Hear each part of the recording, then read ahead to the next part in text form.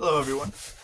Please excuse the mess in the background. We're moving from our nice, cozy little spot over here, and we're moving to another location. Today's topic, we're going to talk about the scripts in games that people play, and it's actually a book by the author Eric Byrne. Same as me, Eric. Eric, crazy. So, the topic of this is getting in depth about analyzing clients in a setting of therapists to clients.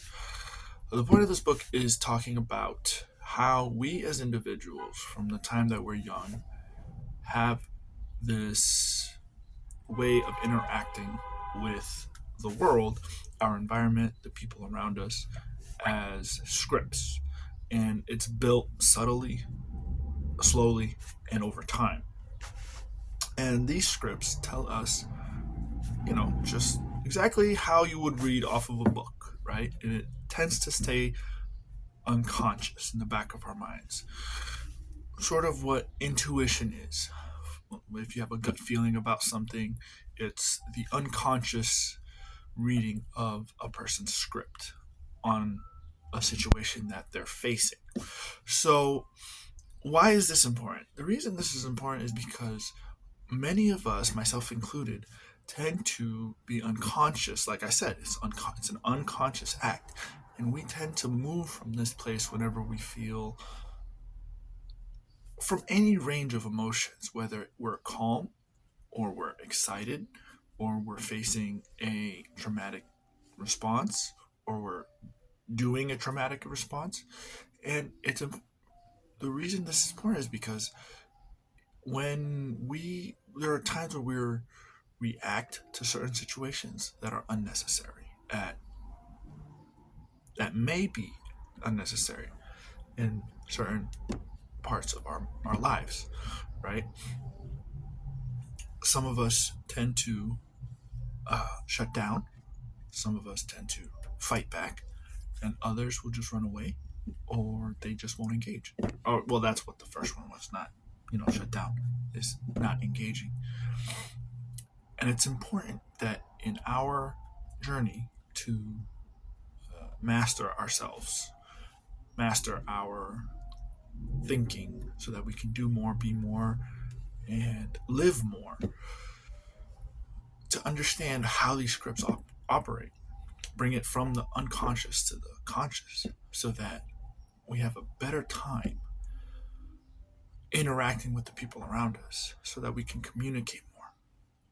One of the things that helps in our growth as people is having a growth mindset where we understand that we're limited because we don't know everything, but we have the capability to learn, to not only learn, but to master skills in our lives that improve the quality of how we live. The opposite of that is having a fixed mindset, which is basically the opposite. We're all born with one way of doing things. We can't grow. We're unable to learn anything. Excuse me. Excuse me. Allergies. We're on fixed mindset. We're unable to grow. We just have one limited capacity, and that's it. And these two. Holy hell! God, I'm gonna have to make a cut to this video. But fixed mindset where we're unable to grow, we have limited potential, and we just can't grow. And these are the two different mindsets that determine the quality of our lives. And the thing about these scripts and its relation to my work as psychosynthesis is that we all have different ways of approaching and engaging with different situations. What you do, what your script calls for when dealing with an authoritative figure, like, say, a doctor or a service personnel, policeman, is calls for something entirely different than when dealing with a child or a child from a different ethnicity. It's different for every degree between that, the authoritative figure, and the child. It's different. It's slightly different for all of them. And in order for us to be more in touch with our highest self, our truest and highest self, it's important to make these scripts avail conscious, because what happens, the reason why we develop these scripts, we, especially in the Western world, where independence tends to be that, pull yourself up by your bootstraps tends to be the motto. We we are engaged with what is called the primal wound in the psychosynthesis work that I do, which is the rejection of the very truest form of ourselves. One of the examples that was given in the work that I studied is a child making, drawing a house as a gift to their mother's birthday. And as you know, most children don't have the skills to really draw the finite details of a house.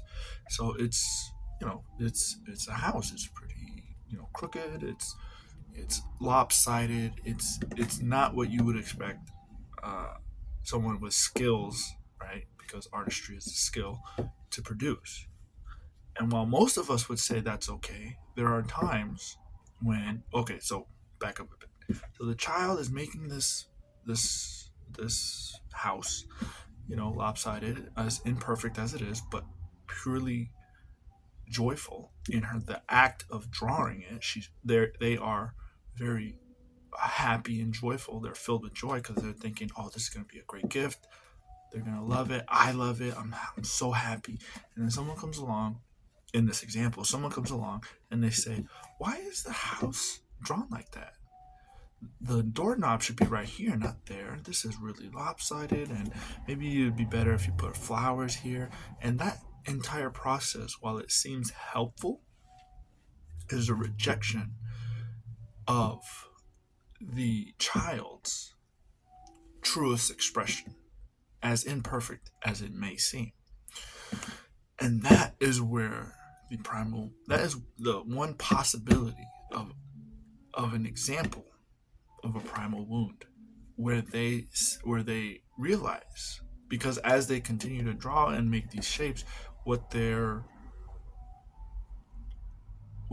understanding is that their truest selves, the imperfect joyful self, has been rejected, and that the person is telling them to do it this way, so it's better, that they need to be better.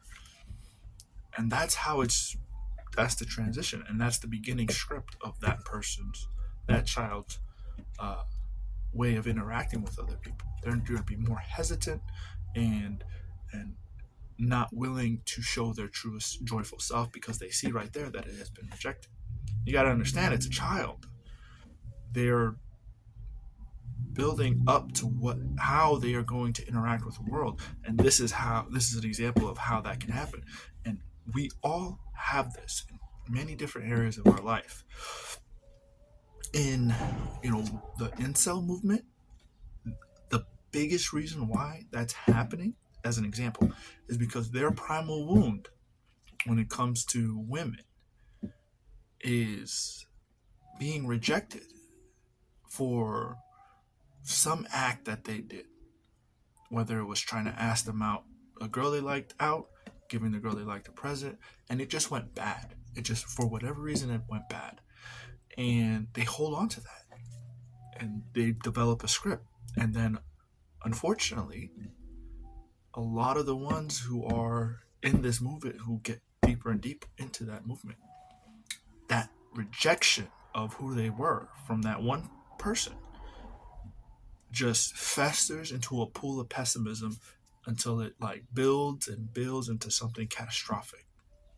That's an example of what happens when we don't confront the scripts that we make, to bring the unconscious to conscious, to deal with it, to understand how to deal with rejection, because a lot of these people are immature and they don't know how to deal with the rejection of that particular moment. And so this is why it's so important to take a minute and really understand how you interact with people. That one time you blew a gasket because someone made a comment about your work ethic, or even if like gave a gift and someone and you withdrew because you were afraid that they would reject it. This all comes from a place that, you know, and that's just the lighter version.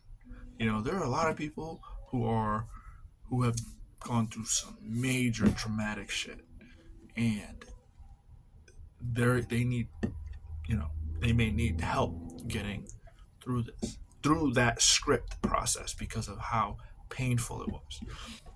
But that's the important part. That's just, it's about being present into the moment, and what you need when it comes to being present is just breathing into your stomach and recognizing where your thoughts are, recognizing the people around you without getting lost and without following it too much. Just breathe into your stomach every time your thought goes out. If you're trying to be present in your mind, your thoughts are going to run wild. When they do, just notice it and then come back to your breathing. If you're ever in the park or in a crowded place, you can do the same thing with being present with activity going around you. If you're in a park or a crowded place, a subway, just sit on the bench, breathe into your breath, and watch people. Watch the animals. Watch the different colors that are around you. Notice the different colors around you, right? Keep your phone down. Notice when it buzzes. Leave it alone. Always return back to that stomach. When you do this, you develop more presence. When you develop more presence, you develop more understand. You have the potential to have a deeper understanding of why you do the things you do, why you react the way you react, and with that gift or curse, you can do something about it. But yeah, that's all I got for today. Until next time, see you later.